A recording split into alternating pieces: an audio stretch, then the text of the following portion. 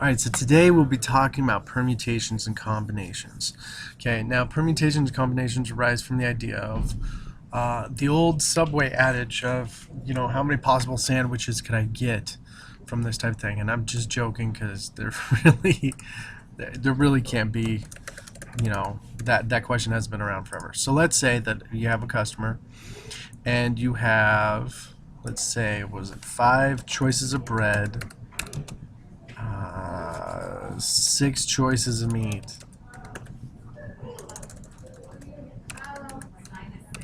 and 4 different types of cheese. Right. Let's just say this is just our combination right now. I know that there's a lot of veggie options. Well, shoot, let's just go with it. I think there's about 12 veggies. Okay, and 3 condiments. No, they have quite a bit more. They have probably like 7. Okay. All right, so let's say that I'm the customer and I'm ordering the sandwich. Okay, so I have 5 bread options to go. So I could go down one path of white, I believe it's Italian urban cheese, jalapeno, or something like that. I'm getting really fuzzy because I haven't really looked at the other breads except for the Italian urban cheese. Long time. So that's 5 choices I have right there.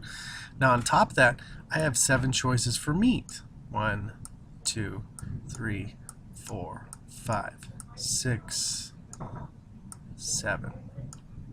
Okay, now that's just for one branch. If I did it for each one of these branches, I would have another, I guess, 28 different choices, 28 different paths I could take. And then on top of that, for the cheese, I have 1, 2, 3, 4 choices. So that's on top of these 7 branches, which are on top of these 5 branches. And as you can see, it just gets more and more complicated. As a matter of fact, I'm not going to go up to 12 or 7 because you can see it just gets fast. But however, I can tell you how many combinations they have by using what is called the multiplication counting principle. Now, if you noticed, when I had 5 choices, I just had 5 choices. But when I had 7 choices on top of each of those 5 choices, that made a total of 35 choices that I could have made. Okay? And that number is actually arrived to by multiplying. So I'm going to do 35 times 4. Okay, so then if I would have multiplied that with the 4, I would have gotten 140. Okay, and then I multiply that by 12. I would have gotten 1,680. And then I times that by 7. And I'd have 11,760. Okay, so I would have had this many choices, this many combinations of possible sandwiches I could have had just with this work. And this is where permutations combinations come into play, is counting things.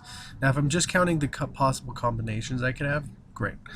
Now if order matters or order doesn't matter and we're ranking things, that's where combinations and permutations come into play. Now, in order to understand a combination and permutation, we got to understand this little math shortcut. It's called n factorial. And n factorial is, let me give you an example. 5 factorial is just 5 times 4 times 3 times 2 times 1. It's just a quick way of, it's just a shortcut type of trick we will be using today.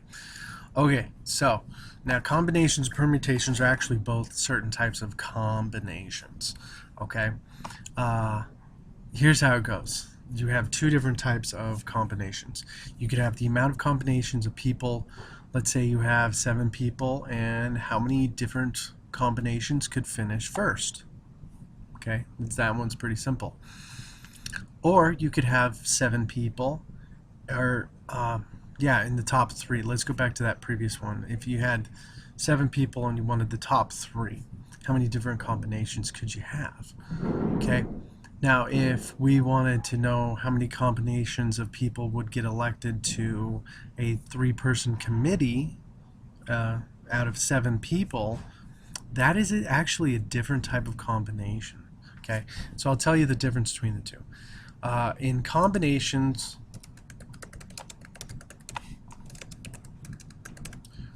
order doesn't matter. In permutations, order does matter. So when you're talking about finishing a race, you're probably talking about a permutation. Okay, if you're talking about qualifying for a race, you're probably talking about a combination. Okay, so some interesting things. So I like to use the downhill skiing just because it was really close to the Winter Olympics, and we're still going to use factorials to help out with this. Okay. All right. Okay. All right. So let's do permutation after. Well, yeah, let's do permutation first. Okay, permutations. Okay, let's say that we have 8 people and they're competing for the top 3. Okay, they're competing for gold, silver, and bronze in an event. Okay, now how I would write it is I would seriously write it as 8 pick 3. Okay, and the formula would actually look like this. It'd be 8 factorial over, let's go 8 minus 3 factorial.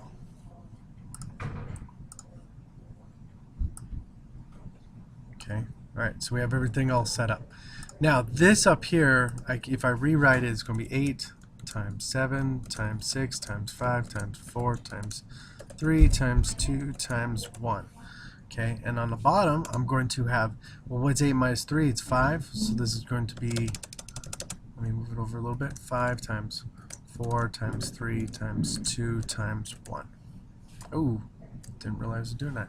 5 times 4 times 3 times 2 times 1. Okay, there we go. All right. Now, this long, complicated process, you're probably sitting there going, oh my gosh, it's going to take forever to put in a calculator. It actually is really easy because guess what? What happens when you divide a number by itself? It simplifies to 1. So these pairs of numbers that are the same on top and bottom will actually simplify to a whole bunch of 1s. So what I'm left with is essentially 8 times 7 times 6. Okay? I just multiplied those 3 numbers together, 8 times 7 times 6, and I get 336 different ways that those 8 skiers could finish in 1st, 2nd, and 3rd place. Okay, now if we ordered numbers in here, and let's say that we gave them all numbers, we gave them like 1, 2, 3, 4, 5, 6, 7, 8. Yep, and those were all the orders of the skiers. Okay. Now, if I had skiers 1, 2, 3 finish, that would be different from 3, 2, 1. Okay? All right? So the order definitely does matter. It matters because, you know, you don't want to finish first and get gold or silver because that doesn't make any sense. I finished first. I should get that. Okay? Now, if I did 8 choose 3, okay? And this is how we literally write it. Okay? You do 8 choose 3. Okay, once again, you still have the same formula.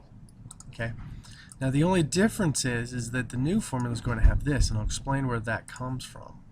Okay. Okay, so we have 8 factorial up top, we have 3 factorial down below, and then we will have the 5 factorial. It's just 5 factorial. Okay. Now, we know what's going to happen as from the last problem, that we're going to be left with 8 times 7 times 6. Okay, but on the bottom, we're going to have 3 times 2 times 1. And you're probably wondering, why does that come about that way? Okay. Well, we're going to use this thing over here that we just came up with. Okay. So right over here we came up with, okay, order of 1, 2, 3. So these are just the racers. We could have 3, 1, 2. Let me see. We could have 1, 3, 2. We could have 2, 1, 3, and 2, 3, 1. Okay, so there's actually 6 possible combinations that matter. But here's the thing. In combinations, order doesn't matter. So if these were 8 racers racing downhill, only the top 3 advanced, we don't care who finishes first, second, or third. We just care that they come in the top 3. So this all technically counts as a 3, a 2, and a 1. It's just you have that group of 3. All 3 of those count. Okay, well, if you look at that, that's 6. Well, look at what this number below down here is. This is 6 as well. So this number right here will always take care of all the possibilities that we don't care about. We just care about a 3, a 2, and a 1 being grouped together, okay? And that's all those 6 possibilities that could happen. So what we basically do is we go 336 divided by 6. That will actually get us 56 possible ways of actually having some racers advanced to the final stage, okay, as we work with this. Okay, all right, so let me just recant. Factorial is just a quick way to write out a long string of numbers being multiplied all the way down to 1. Okay, multiplication counting principle helps us deal with, okay, how many possible combinations could we have in a choice order tree?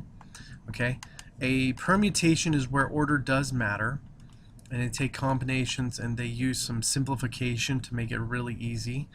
Okay, and combinations actually take into account all of the possible variations of one set of numbers and then divide so that I don't have to overcount stuff too much.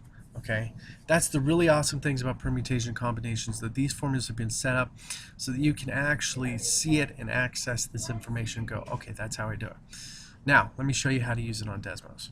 That's all great and dandy to do it by hand really fast, but if you want to use a calculator, no other one than Desmos is going to be really good. Well, there's a lot, but you know, whatever.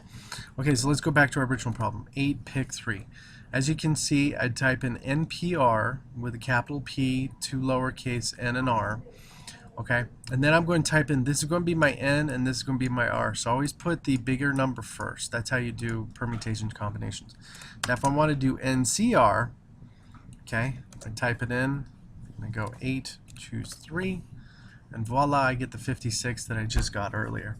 So the really cool thing is, you guys, is that this stuff always works out beautifully. It always makes your job a lot easier.